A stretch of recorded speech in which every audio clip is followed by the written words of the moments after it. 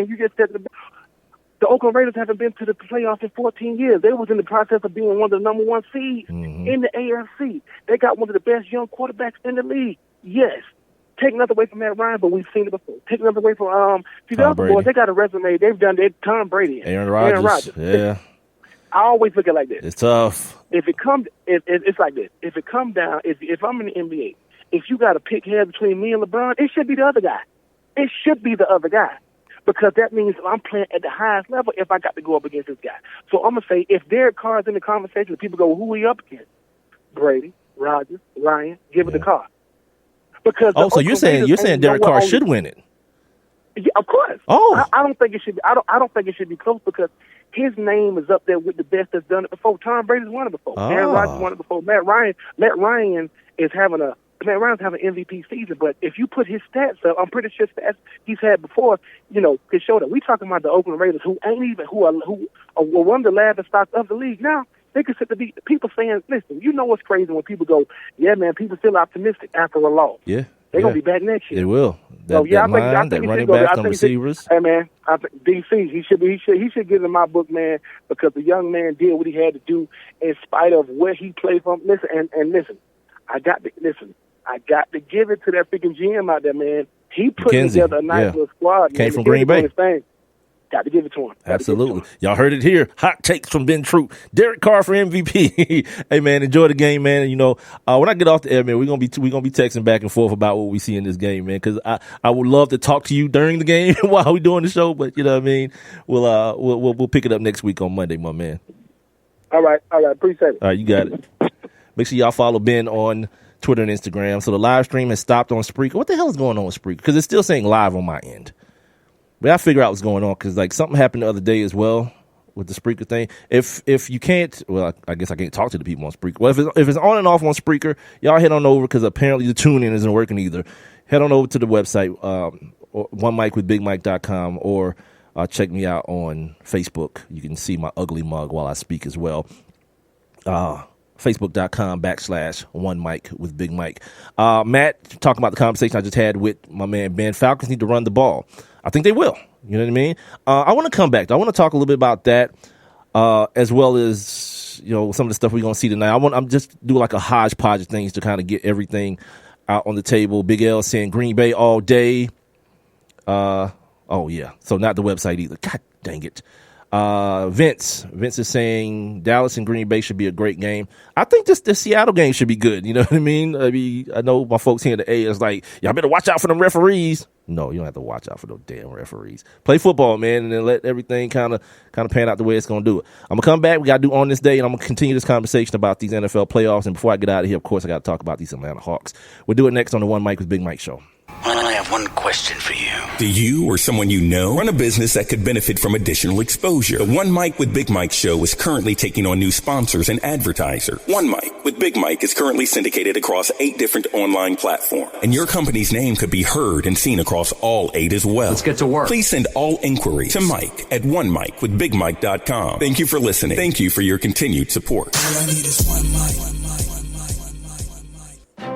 It may be hard to believe, but people just like you are already saving money. FeedThePig.org makes it easy. Their simple savings plan teaches you how to start saving without going overboard. So you don't need to mooch off your friends. You gonna finish that grape? You mean the one in my mouth? You don't need to stop buying the necessities. What you're smelling is a natural musk. Ew. You don't need to be a medical test subject. How do you feel?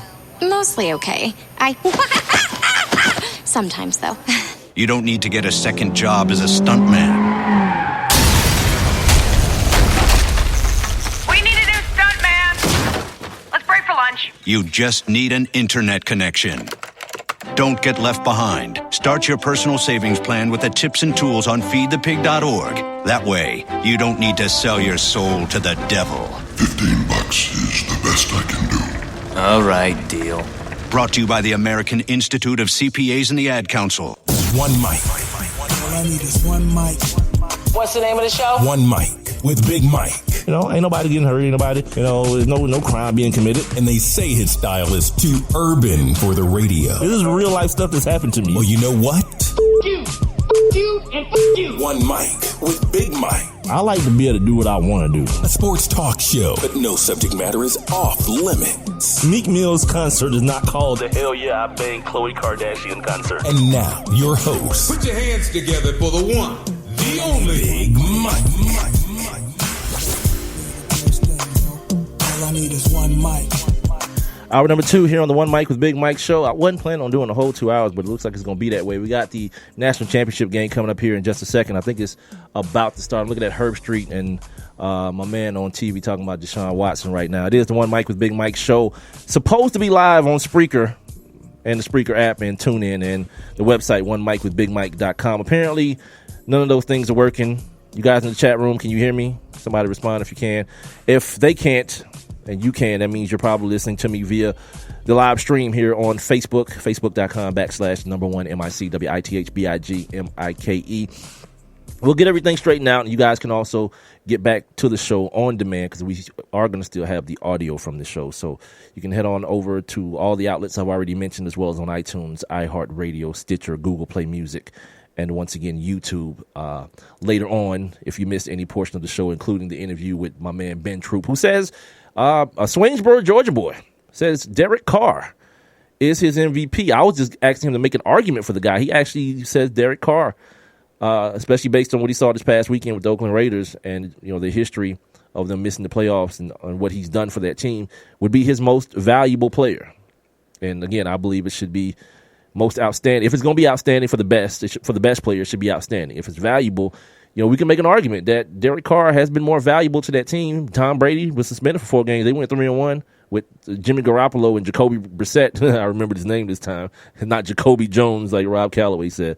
We got a couple poll questions up. Hashtag put it on the poll at One Mic with Big Mike. Don't forget, you guys can also put things on the poll. If you jump in the live interactive chat room or drop it in to my up under my streaming player or text it to me at 404-902-8104. Tell us what you want us to put on the poll, and we'll let the people decide for you. Whatever you want to know, we got you. Renee here she'll give me the results here, and I'll read them off to you guys after I do on this day.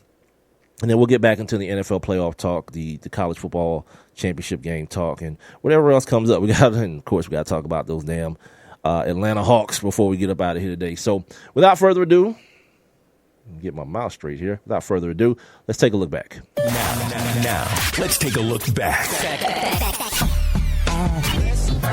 On this day. All right. And here's the other thing, too, about this game going on tonight. If one of these dudes think they finna put their finger in one of these Alabama boys' booty hole, it might be a problem. Like, the whole game might get shut down. I don't know if you guys saw that situation going on. I don't know what the hell's wrong. What's up with these kids now where that's like a funny thing? Playing with another dude's booty hole. Like if you're a gay cat and that's your thing, okay, cool, whatever, whatever floats your boat. But like to do it like as a joke, we're just playing around. Nah, you're looking for problems. Is what's happening there. You're looking for problems that you might not want to handle. So anyway, on this day in 1811, the first women's golf tournament is held. On this day in 1903, baseball's National and American League of Baseball make peace. I don't know what they were beefing about, but on this day they made peace. On this day, also in 1903, Frank Farrell and Bill Devery purchased the American League Baltimore franchise for $18,000 and moved it to New York City. They then became the New York Yankees. On this day in 1951, the Washington Capitals, the NBA club, they fold. I guess they just went out of business. I guess they came back later as the Bullets, and then now we know them as the Washington. What the hell is that Washington team called? The Wizards. On this day in 1952, we were talking about Jackie Robinson earlier in the show. Jackie Robinson became the highest paid player in Brooklyn Dodgers history. Carl Crawford's like, really? On this day in 1962, the NFL prohibits grabbing of face masks. So before then, I guess you either didn't have one, or for a couple of years, you might have had a face mask, one of those single bars, and cats was like ripping your damn head off by them, and the NFL was like, all right, player safety, no grabbing the face mask. On this day in 1967, the NFL New Orleans franchise takes the name the Saints. So I don't know what they were before that, or if that's the beginning of the Saints, but I don't know. I am no those. If you around, that one's for you. On this day in 1968, the ABA All-Star game was won by the East team. They beat the West at Indiana, 126-120. On this day in 1979, high school basketball player Daryl Morrow makes 126 consecutive free throws. I don't know if this is in like gameplay, like over a span of a bunch of games, or he just like was in the gym doing this, but still crazy impressive. On this day in 1984, A-Town, stand the hell up. The Atlanta Braves pitcher Pascual Perez is arrested for cocaine possession. That's not really a big deal. It's the 80s. It's 84. Like, everybody had cocaine. I heard a story about Tim Raines that the reason he started sliding headfirst is because he kept his cocaine in his back pocket. Tim Rock Raines, yeah, a baseball person, told me that story. And finally, on this day in 1991, speaking of baseball officially banned Charlie Hustle, Pete Rose, from being elected into the Hall of Fame. And ladies and gentlemen, that is your Monday, your Championship Monday edition of On This Day. All right. Getting back to the conversation at hand, right here on the One Mike with Big Mike show. We're talking about the Atlanta Falcons. They got to play the Seattle Seahawks this weekend. They got to play the Seahawks. The Dallas Cowboys got to play the Packers. The Chiefs got to play. Who do the Chiefs play? I think the Chiefs play the Steelers, and you have the Texans playing the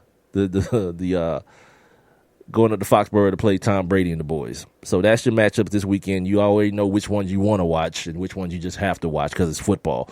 But no, here's where I look at the Atlanta Falcons, the home team here. And on Friday, you guys who are Atlanta Falcons fans, a guy from that 98 team, friend of the show, my man Terrence Mathis, is going to join me. I'm going to also get my man who covers the team, D. Orlando Ledbetter. We're going to do something like a Falcons Friday this Friday, I guess, right?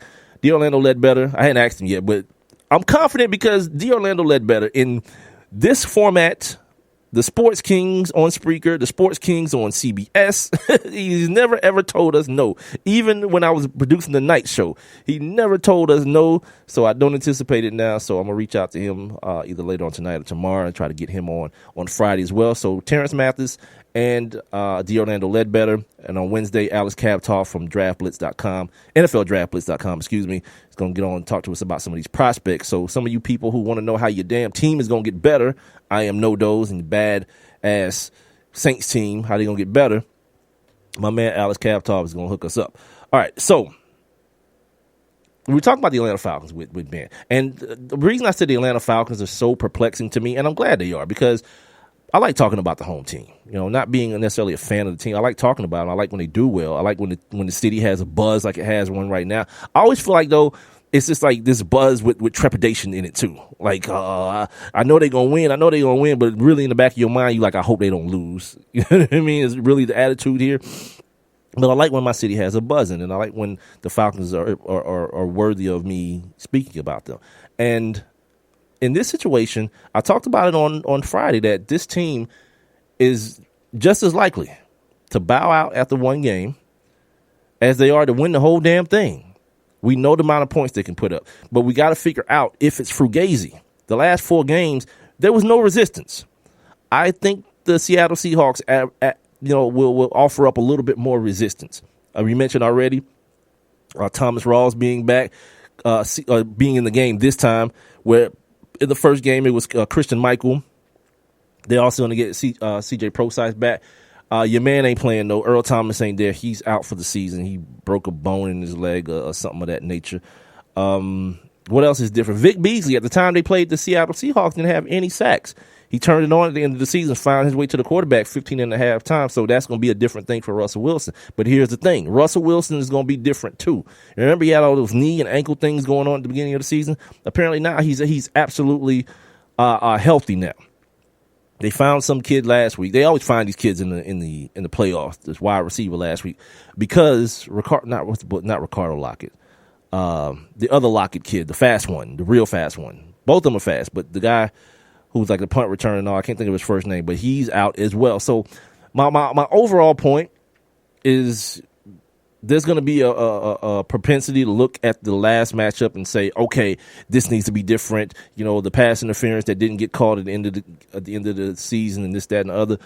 The teams are totally different, and you can probably assume there's going to be a little bit different of a game plan based on what having more film and based on the production, the output that the Atlanta Falcons have exhibited in the last couple of days here. I look forward to a good matchup.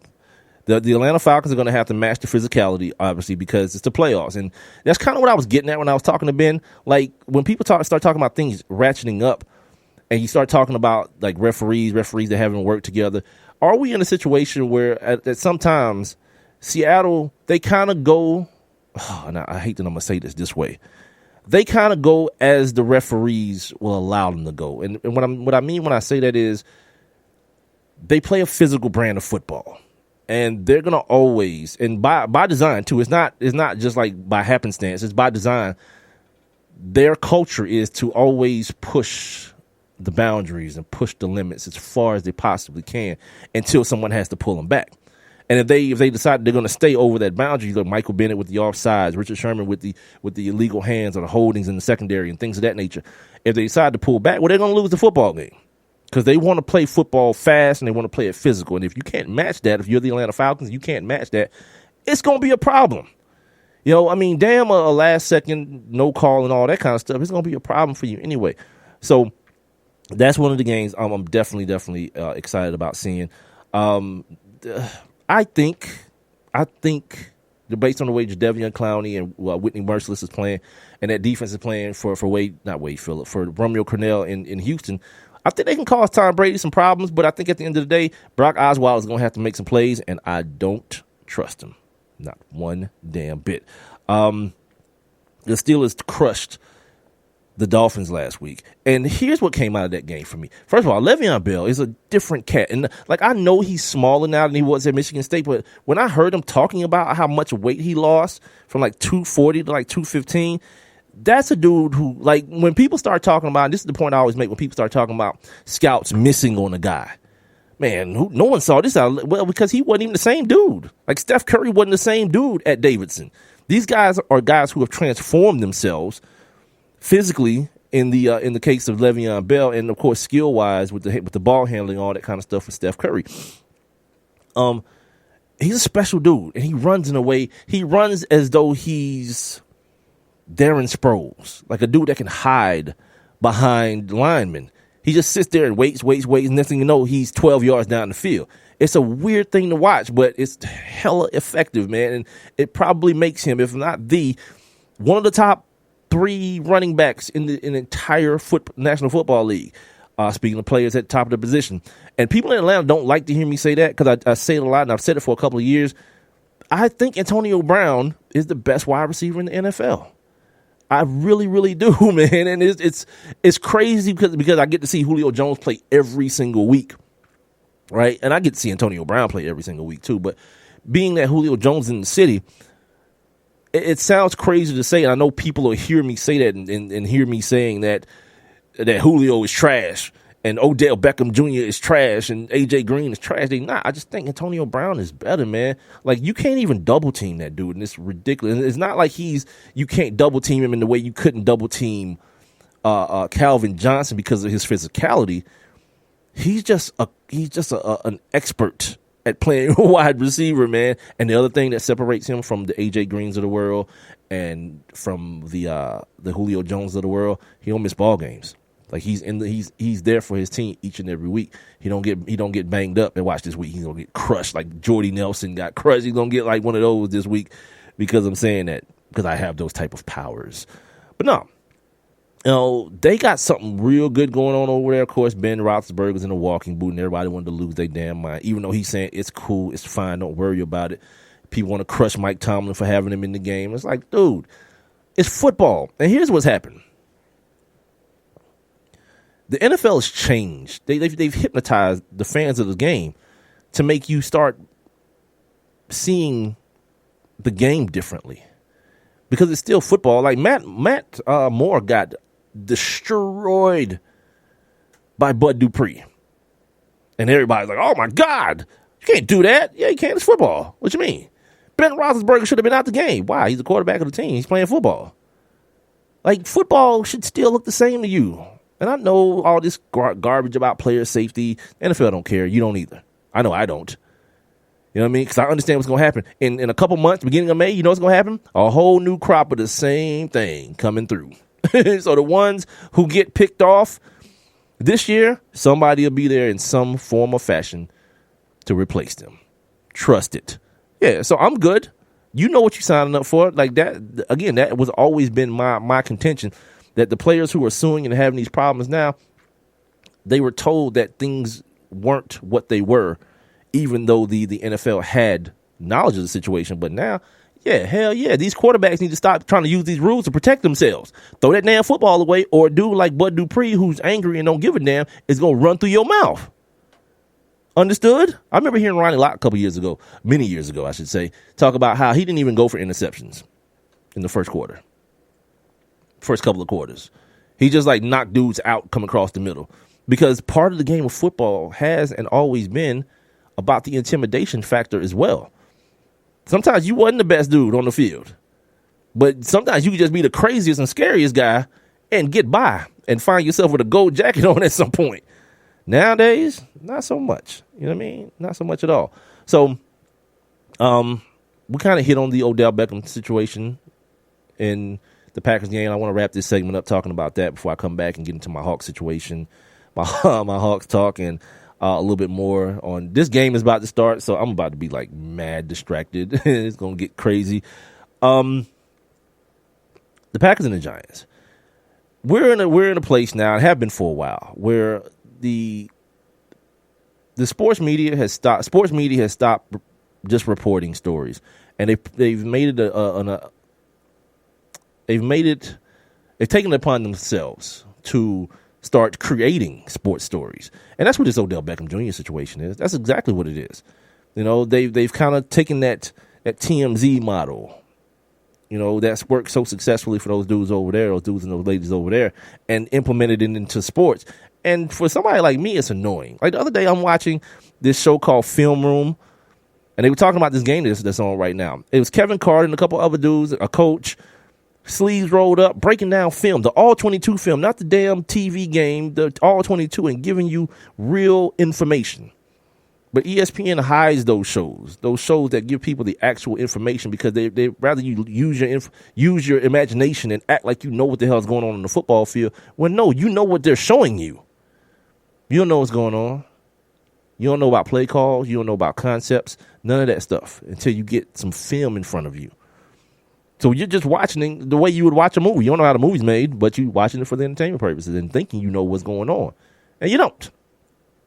Hashtag put it on the poll, brought to us by sportsnewsandbrews.com. Let's put this on the poll, Renee. Did the Giants wide receivers trip to Miami have any effect on the game Saturday? Hashtag put it on the poll at One Mike with Big Mike. And then there's got Troy Aikman and these dudes, man. You know, oh, this is a terrible decision to do that and blah, blah, blah. Why? No one got in any trouble. They came back. They made the work on time. Everybody practiced and all that kind of stuff. And they showed up. They showed up in freaking Green Bay. It was 2 degrees. Now the shirts off in the pregame thing, that's ridiculous. Like I played in cold weather before, like real cold weather, and I'm a fan of like the no sleeves thing, but that's more of a functionality thing. You know what I mean? Like the no sleeves thing, because you kind of want to feel the contact and all those kind of things. And for a ball carrier, you want to feel the actual ball on your skin, so you're not fumbling and all that kind of stuff. I wasn't a ball carrier, but you know that's kind of the mentality in that. And also, yeah, there's some toughness in it. But you got on the sidelines, you got your jackets, you're wearing shoulder pads that end up getting hot from your body heat, things of that nature. But to be out there warming up with shorts and no shirt on, yeah, that's one of those things that we're kind of, you know what I mean, you looking for trouble then in a lot of different ways. Because that cold ain't no joke, ain't something to be playing with. But this thing happens, and it's happening with Odell Beckham Jr. We've seen it before. It happens all the time, where the media will bestow, it's the proper word I'm looking for, they'll bestow a bunch of fame and accolades on a player early in their career, tell them how great they are. And then when that person starts to accept those things and act accordingly, now he's a media whore, he's an attention whore, and all these kind of. Odell Beckham Jr. on that Sunday Night Football game was doing his job, and he made that amazing catch against Brandon Carr, and that turned into something viral, worldwide, all these things. And now your man's a celebrity. He's in New York City. He's a celebrity, and he acts like one. Yeah, he gets up and just says, you know what, I want to take a trip today. Not something that the normal person would do. So we can't relate, but we try to. Well, if it was on my job and I had something to do at the end of the week, I wouldn't be taking a trip. Well, you don't play professional football for a living either, Jerry. You know what I mean? Unless I'm of the opinion that unless you live that life, you don't know. Because I mean, Odell Beckham Jr. could have just the same been at the crib, sitting on the couch all day that same day, and gave you the same performance for a bunch of different reasons in the football game on Sunday. It's just that simple. And when Thomas Davis comes out and starts talking about this dude is a cancer and all these things, come on, man. That ain't even your house. You don't know what's going on in that locker room with them people. But it makes it easy to not have to talk about Eli Manning with people. You know what I mean? It makes it real easy to not talk about him when you can put everything on this wide receiver, this dependent position. You got a guy who touches the football every play of the game. Usually that's the guy who the fingers are pointed at for now. Well, since now his name is Manning, apparently you can't do that. There's so many contradictions in this whole thing. You know, oh, look at him. He's in Miami. He don't care enough. Look at him. He punched that damn wall. He cared too much, and he's immature. Pick one, man.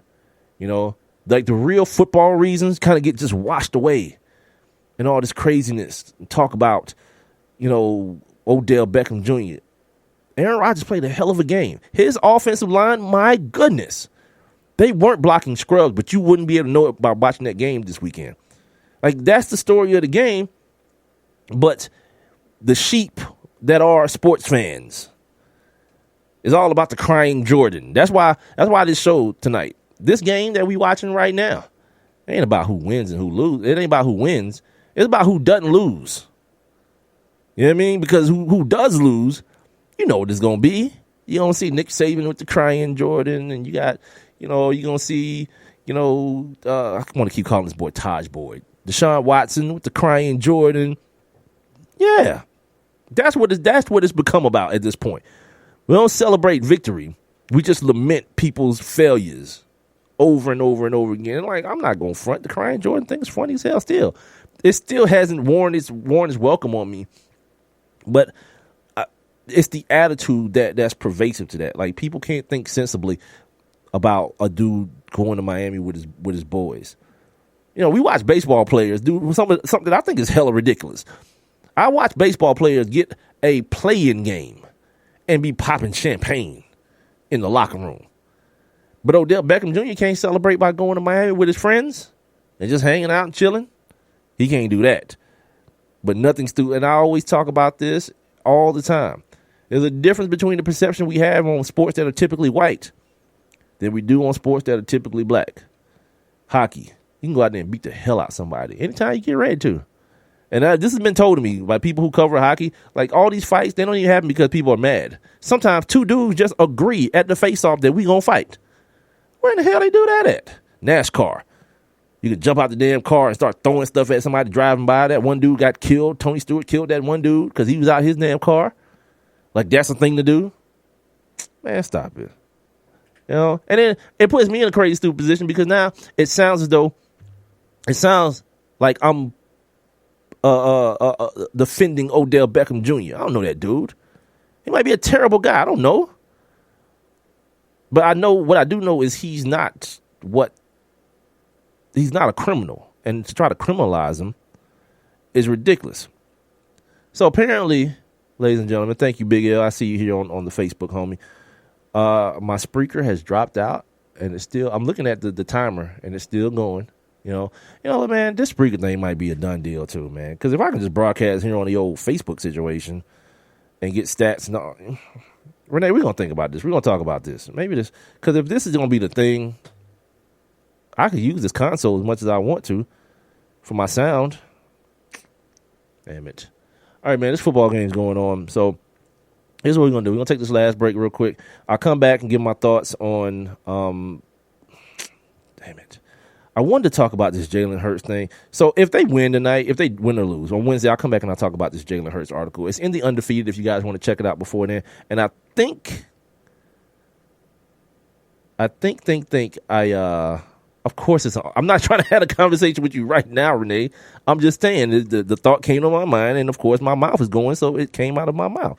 Yeah, we don't have to talk about this Spreaker situation and see if we can see what it is, if what it is what it is. I'm paying too much damn money for this not to be working. It's not too much, but it's still out my pocket. So, yeah, we're going to make it do what it do. So, no, I want to tell you guys about Jalen Hurts, man, and this history of non-black quarterbacks which would be white, at the University of Alabama. And also, I'll leave it there. So what we'll do, we'll take a break here, final break of the show, and then come back, get this Hawks conversation out of the way. Matt's probably looking at the damn football game right now anyway, but he's the one who started this whole thing up on Facebook. Didn't plan on talking about the Hawks tonight, but now it must happen because I believe my people here have been led astray, and they don't have a clear understanding of what the hell has to happen in this city to allow this team to play at, some sort of high championship level. So we'll do that next. We'll do it next on the One Mic with Big Mike show, usually heard on Spreaker.com, but apparently not now. Not right now. The Spreaker app, as well as on TuneIn and OneMicWithBigMike.com. Right now, you can catch me live on Facebook if you're really that interested in hearing what I got to say. I'll be right back. Do you or someone you know run a business that could benefit from additional exposure? The One Mic with Big Mike show is currently taking on new sponsors and advertiser. One Mic with Big Mike is currently syndicated across 8 different online platforms, and your company's name could be heard and seen across all 8 as well. Let's get to work. Please send all inquiries to Mike at onemicwithbigmike.com. Thank you for listening. Thank you for your continued support. All I need is one mic. Hey everyone. Let's all stop what we're doing right now and take a moment. That felt good, huh? Just like that, we had a nice special sort of moment together. Of course, they don't all need to be quiet moments to be special. They could be loud moments, goofy moments, sporty moments, dorky moments. Moments where we talk or walk or just hang out. It doesn't really matter. They all count. Because every time dads like us take a moment like that to spend with our kids, well, it's pretty momentous. Sounds like somebody agrees. So let's take a moment to make a moment. Today, call 877-4DAD-411 or visit fatherhood.gov. Brought to you by the U.S. Department of Health and Human Services and the Ad Council. And now back to One Mic with Big Mike. And here we go.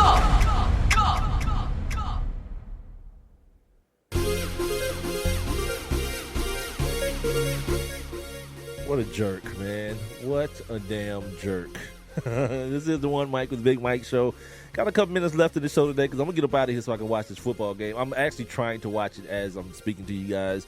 That's why you see me, if you're looking at me on Facebook right now, I'm looking up.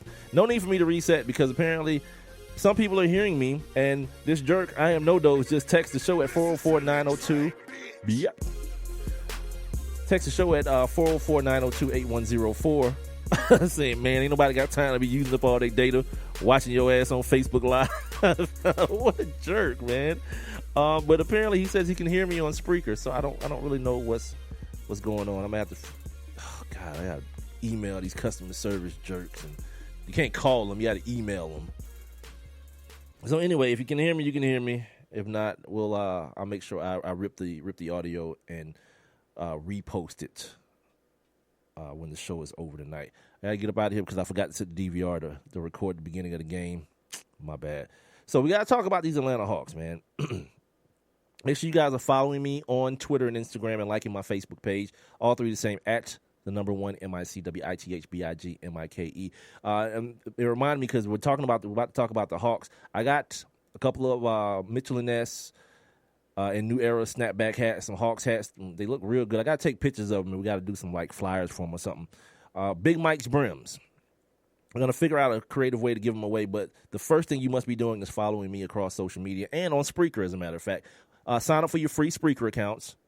SPREAKER.com, as well as the app for your mobile devices. Sign up for your free account and then follow my show, One Mic with Big Mike, on Spreaker. And we're going to do something with these hats. I got a bunch of them. They're not all Hawks hats. I got to go back and look through the old archive, the inventory, and see what we got up in there. Brand new, by the way. So I wear a different hat every day when I do my promos. And I've been wearing this One Mic with Big Mike hat every day. Shout out to my people over at, where's her card at? I told, wonderful, beautiful young lady, Brenda Rice, over at Designs Unlimited Embroidery. You guys need her number, just hit me up. Send me with a DM on Facebook or whatever you're looking for some embroidery work. And make sure you tell her who sent you over there, too.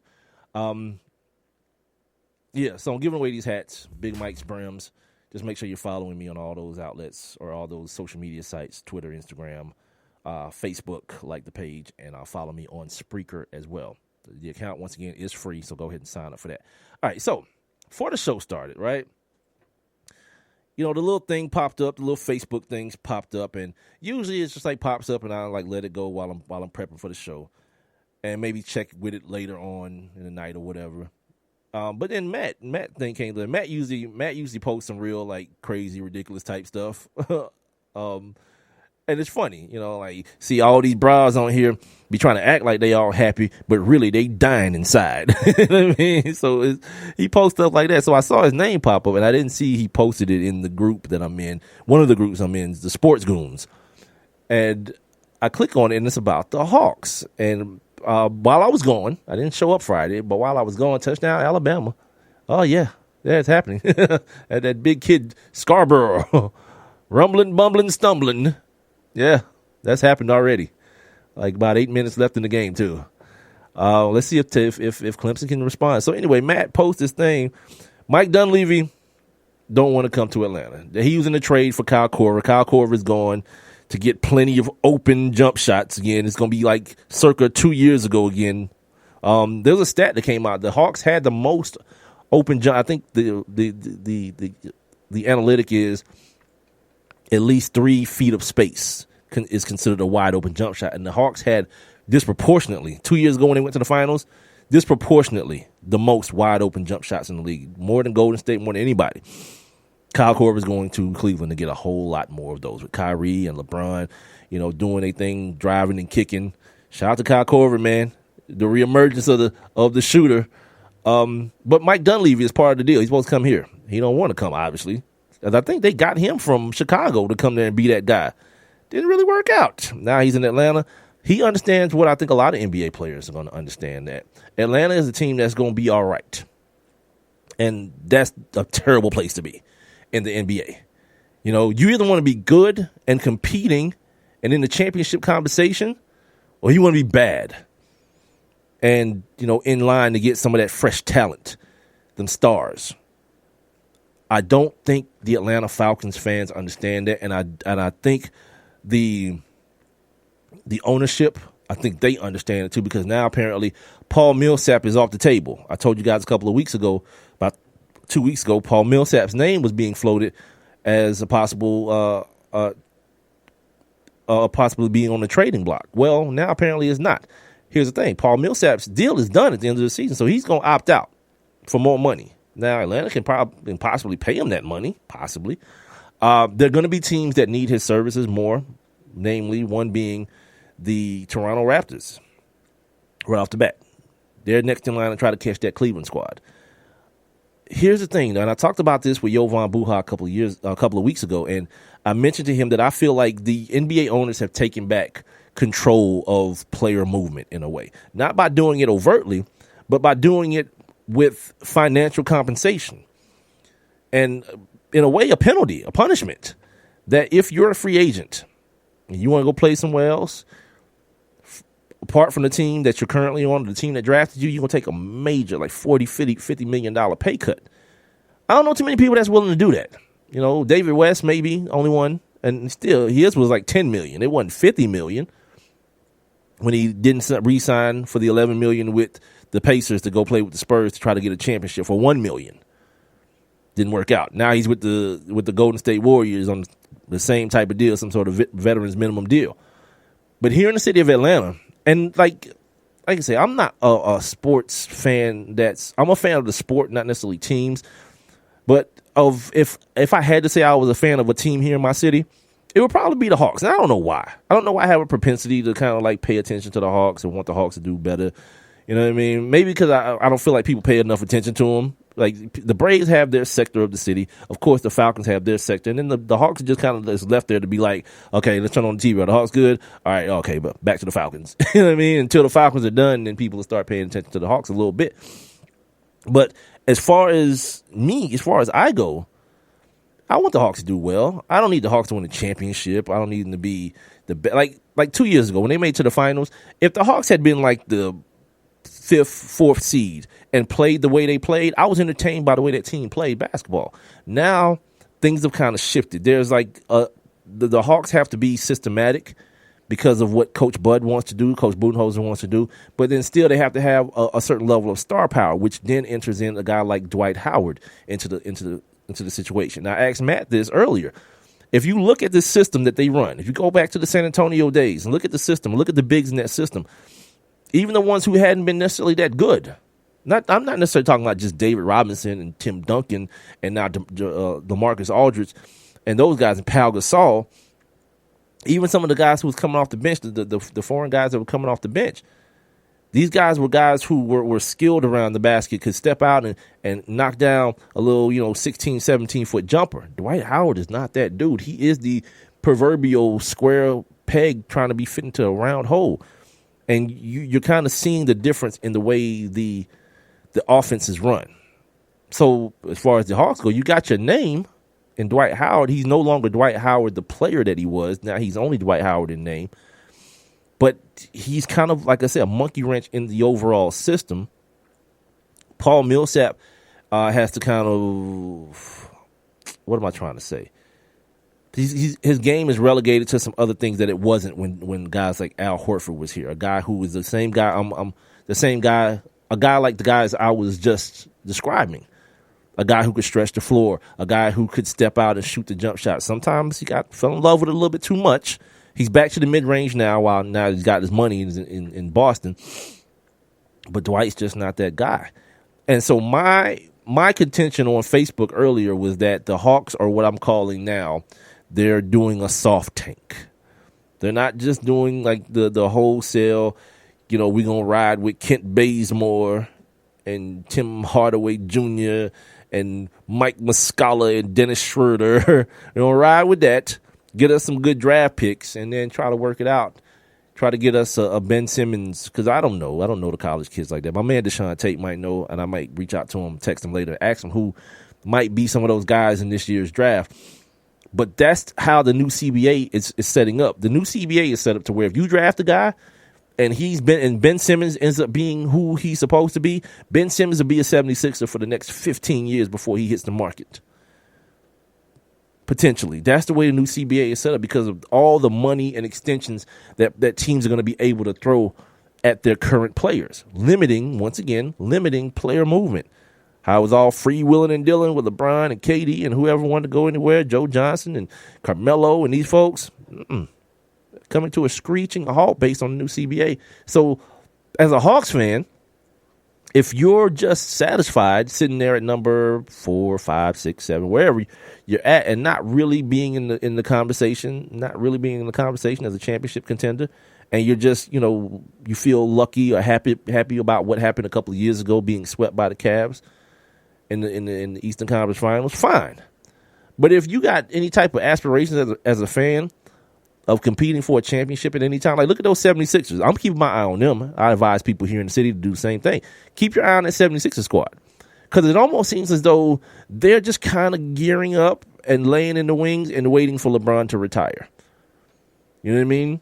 Because there was something I said a couple of years ago about the Golden State team. I was like, damn, these dudes are 23, 24 years old. Everybody else is going to get old. These dudes are going to get better. And I was kind of right, but they got better on other people's teams, on different teams from each other. In this situation with Ben Simmons, not Nerlens Noel, maybe Nerlens Noel, unless he gets traded, or Jahlil Okafor, and of course Joel Embiid, they may be setting themselves up for the post-LeBron era in the NBA to be a very nice team, and this new CBA might help the people in Philadelphia. That's just something to look at, man. I'm not suggesting it. I'm not predicting. I don't really do predictions, but I feel like the Hawks have what are known to be pretty decent basketball minds and people who are able to read the climate well enough to understand that this is what is going to have to be done. There's going to have to be a chance being taken, just like the Atlanta Braves have done. They've torn the whole damn thing down. Got rid of a bunch of people. Them Upton boys gone. Jason Hayward gone. He went and got him a championship. Evan Gaddis, all these guys are gone. They're starting from the bottom with the new stadium and all this kind of stuff. So maybe, based on the rules, that's the way that it's going to have to be for these Atlanta Hawks, man. And it sounds bad, and it is going to be bad. And I've been in the city with a team with Mike Brown coaching and Josh Smith and all them boys winning 8 games in the whole day, 8 out of 82 games in the season. Yeah, that's happened here in the city of Atlanta. And then the team plateaued. It got to a point that it wasn't going to get any higher. And then Josh had to go, and a couple other dudes had to be replaced. Jeff Teague emerged. But now, I think 2 years ago, the team plateaued again. And if you've noticed, the last 2 years, it's only going down from there. The team looks totally different. I don't know. What's the next step? Kyle Korver wasn't the last piece of this puzzle here. He may be a piece of the last pieces to that Cleveland puzzle. But when I see people feigning this, I can't believe the Hawks are doing that. They're giving the championship to the Cavs. Really? By giving them Kyle Korver? By trading Kyle Korver to him? All right, sweet. Look, I don't know. I guess. Before we get out of here, Renee, and I can probably start, if you can real quick, give me the results to the poll questions. If not, I'll just bring them back on what day? Wednesday, Hump Day. I'll bring them back on Hump Day, and we'll talk about the results from today's poll question that I don't even remember. Hashtag put it on the poll, brought to us by sportsnewsandbrews.com. Oh, also, shout out to, I told you guys about Najee Harris. While Alabama's playing right now, Najee Harris, the kid that was like, I'm not doing no press conference. #1 recruit in the country. I'm just going to show up at school. Well, he showed up at Alabama. So there's that. A man just showed up at Alabama for early registration, was like, yeah, this is what it's going to be. Let's do that.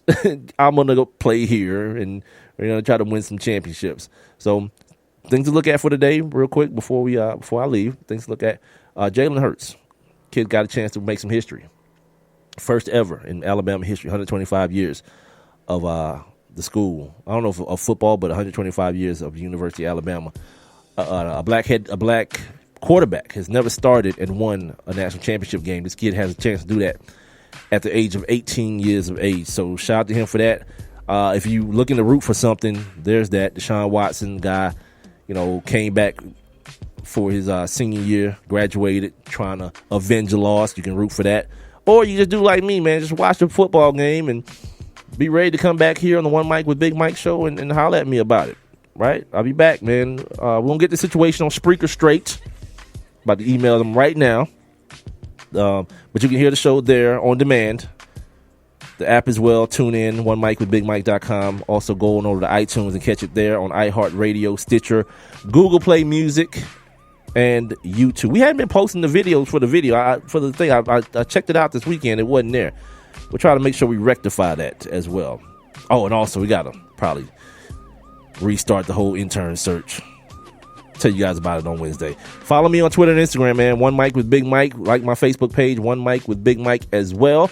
And until Hump Day, you guys be safe. Enjoy this football game. It's the last college football game of the season. We'll come back Wednesday with my man Alex Kaptoff, NFLDraftBlitz.com, and get you guys ready for the off season now. Got some All-Star games coming up. I'll talk to you guys on Wednesday.